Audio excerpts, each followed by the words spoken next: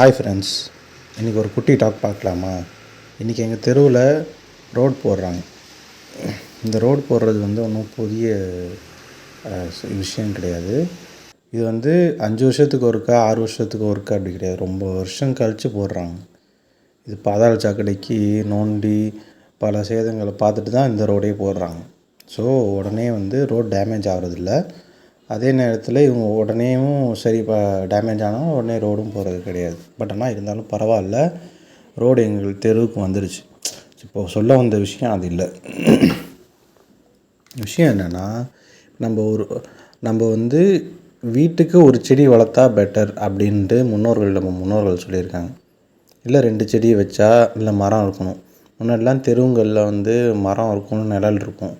இப்போலாம் மரத்தையும் பார்க்க முடிய மாட்டேங்குது, ஒரு சின்ன செடி கூட பார்க்க முடிய மாட்டேங்குது. எல்லாமே அழிஞ்சிட்டு வருது, எல்லாம் அழிச்சிடுறாங்க.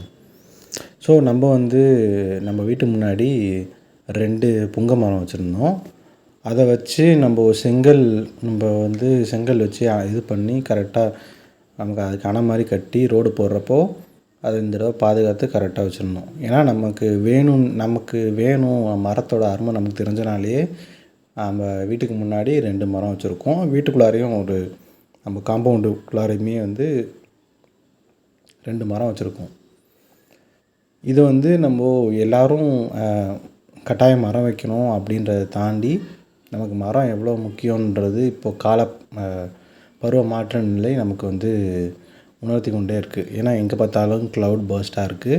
ஸோ நமக்கு எந்தளவுக்கு டெக்னாலஜி வருதோ, எந்தளவுக்கு அட்வான்ஸ்மெண்ட் வருதோ, அந்தளவுக்கு நம்ம அழிவுக்கு நமக்கு நோக்கி கொண்டு போகிறோம் அப்படின்றது இல்லாமல் நமக்கு நம்மளுடைய வளங்களை சேமித்து அதை நம்ம அடுத்த தலைமுறை கொடுத்துட்டு போகிறது தான் பெட்டர்.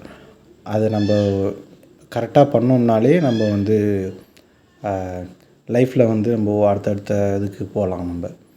அது சொத்தாக மட்டும் இருக்க முடியாது, சொத்து நகை பணம் மட்டுமே இருக்க முடியாது. நமக்கு சுற்றுச்சூழலுமே நமக்கு முக்கியம் இல்லையா? நம்மளால் குறைஞ்சபட்சம் அதை பாதுகாத்து அது கொடுக்கணும். அதை சேதம் பண்ணாமல் மொத்தமாக இல்லாமல் அழிச்சிடாமல் முடிஞ்ச அளவுக்கு அதை பாதுகாக்கணும். ஸோ முடிஞ்ச அளவுக்கு நான் அந்த மரத்தை வச்சு நான் கரெக்டாக அதை தண்ணியை ஊற்றி அதை பாதுகாக்கிறேனா அப்படின்றது என்னோடய கடமையை எடுத்து நான் பண்ணியிருக்கேன். ஸோ அது எங்களோட கடமை, நானும் என் ஒய்ஃபும் சேர்ந்துமே பண்ணுறோம் அதை. ஸோ நாங்கள் எங்களோட கடமையை நாங்கள் செஞ்சோமா அப்படின்றத மட்டுமே நாங்கள் ஃபோக்கஸ் பண்ணிகிட்ருக்கோம் அதில். ஸோ இது எல்லோரும் நீங்கள் பண்ணுவீங்கன்னு சொல்லி நம்புகிறேன். அதனால தான் இந்த வீடியோவும் நான் போடுறேன் இப்போது.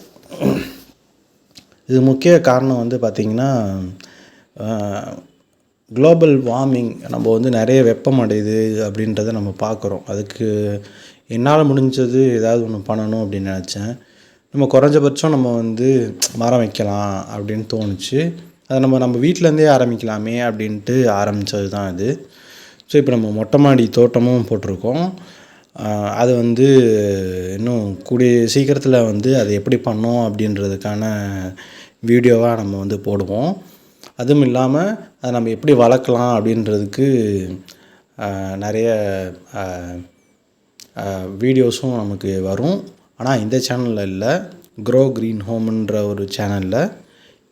இந்த சேனலில் என்ன நம்ம பண்ணோம், இருக்கிற இடத்த எப்படி யூட்டிலைஸ் பண்ணோம், என்ன பண்ணலாம் அப்படின்றது தான் இந்த சேனலில் நம்ம பார்க்கலாம். ஸோ மரம் வளர்ப்போம். எப்பொழுதுமே நம்ம வீட்டுக்கு நம்ம வெளியில் சும்மா ரிலாக்ஸாக உட்காந்து பேசணுன்னா கூட ஒரு இது கிடையாது. நிறைய பேர் போயிட்டு வராங்க வண்டியில், இல்லை வியாபாரிகள் போகிறாங்க தெருவில். அவங்களாம் நிற்கிறதுக்கு இடம் கூட மரத்தடி நிழல் கூட எல்லாம் தவிக்கிறாங்க. நான் பார்க்குறேன், வீட்டுக்கு வெளியில் வரும்போது நான் பார்க்குறேன் நிறைய பேர் மரத்தடியில் நிழலில் அப்பா அப்படின்னு சொல்லி நின்று ஒரு 2 நிமிஷம் பார்த்துட்டு போகிறாங்க. ஸோ அந்த வகையில் எனக்கு ரொம்ப சந்தோஷமாக இருக்குது. எனக்கு கிட்டத்தட்ட 35 வருஷமாக வந்து ஒரு மரம் இருந்துச்சு. எனக்கு விவரம் தெரிஞ்சு அந்த மரத்தை வெட்டணுன்ட்டு எங்கள் வீட்டில் சொன்னாங்க. பட் நான் வெட்டவும் விடலை. ஏன்னா வந்து எனக்கு அந்த மரம் தான் மரம் பிரியம் ஒன்று. அந்த மரத்தை நம்ம ஏன் வெட்டணும்? இன்றைக்கி நம்ம வெட்டிட்டோம்னா நாளைக்கு அதை வந்து அதை திரும்பி நம்ம அதே மாதிரி வளர்க்க முடியுமா? ஸோ நம்ம வந்து இருக்கிற மரத்தை வந்து ஃபஸ்ட்டு முடிஞ்ச அளவுக்கு பாதுகாப்போம் அப்படின்னு எனக்கு தோணுச்சு. ஸோ பெட்டர் நம்ம ஃபஸ்ட்டு இருக்கிறத பாதுகாக்கணும் ஒன்று. 2வது முடிஞ்ச அளவுக்கு மரம் வைக்கணும்.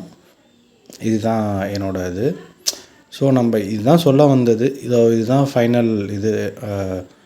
ப்ரொடெக்ட் பண்ணி காஞ்சதுக்கப்புறம் ரோடெலாம் போட்டு காஞ்சதுக்கப்புறம் எங்கள் வீட்டு முன்னாடி உள்ள மரம் இது நாளைக்கு நிழல் கொடுக்கணுன்னு நான் நம்புகிறேன் எப்பொழுதுமே. ஸோ இப்படிக்கு உங்களில் நான் என்றும் அன்புடன் தோழா தோழி. நன்றி, வணக்கம்.